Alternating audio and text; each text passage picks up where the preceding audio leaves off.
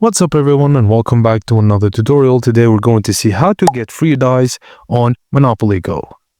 Firstly, daily rewards. Log in every day to claim your daily login rewards. These usually include free dice. Secondly, free dice links, reward codes. Monopoly Go often releases free dice links. Also, there are free dice links. Just find the valid dice reward link and tap it on your phone. It opens to Monopoly Go and rewards dice automatically. Inside the app also you can watch short videos in exchange of free dice. Look for watch ad for dice buttons and tap and watch to get free rolls. It's a great way to earn dice multiple times per day.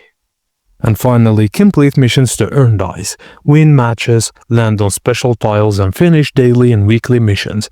Complete events like quick wins. Rewards will be dice, cash and sticker packs. And that's it guys, as simple as that. Thank you for watching and please don't forget to like and subscribe for more.